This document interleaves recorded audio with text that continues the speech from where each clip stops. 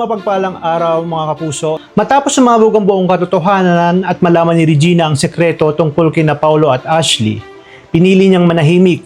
Nakita niya ang DNA test at walang duda, 100% mag-ama nga sina Paulo at Ashley. Sa takot na masira ang lahat, itinapon niya ito sa basurahan pero hindi siya mapakali habang iniisip niya ang kalagayan ni Jasmine na wala pa ring donor. Bumabalik sa isip niya ang nakita niya ang katotohanan. Hanggang sa isang hindi inaasahang sandali, may nakakita ng tinapon niyang sekreto at ito nga ay walang iba kundi si Manang Yoli. Nakita niya ang DNA test at doon niya napatunayan ang lahat na si Ashley ay anak ni Paulo. At dahil dito, may pag-asa pa si Jasmine. Agad niyang tinawagan si Marge at tahimik silang nagkita. Walang ibang nakakaalam.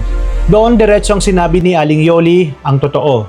May pag-asa pa si Jasmine dahil anak nga ni Paulo itong si Ashley kay Thea. Parang gumuho ang mundo ni Marge at nanginginig siya at hindi niya alam kung iiyak ba siya o magagalit dahil sa isang iglap naglaho ang sakit at pag-asa, galit dahil sa kasinungalingan.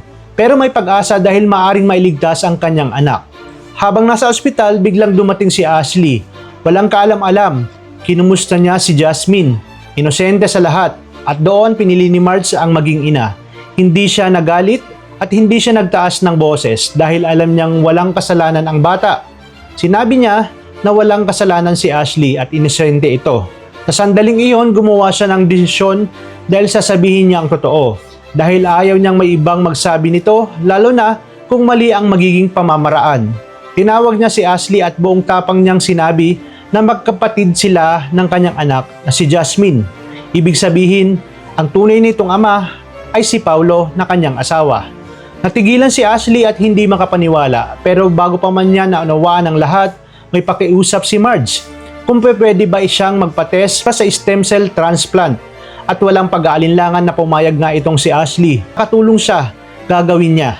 Sa pag-uwi niya, naramdaman agad ni Thea na may kakaiba at nagtanong kung bakit siya magdo-donate. Kinabahan siya. Iniisip niya kung may alam ba ang kanyang anak. Pero itinago ni Ashley ang katotohanan at sinabi na nagpa-test lang siya at match naman sila ni Jasmine. Pero hindi pumayag si Thea at sinabi na hindi ito gagawin ng kanyang anak na si Ashley. Doon nagsimulang pumutok ang lahat. Nakarating ito kay Marge at sa galit na matagal ng kinikimkim, hindi na siya napigilan. Sinabi niya na ang kapal ng mukha nitong si Thea. Pagkatapos ng lahat, pipigilan mo pa ang anak mo na iligtas ang anak ko?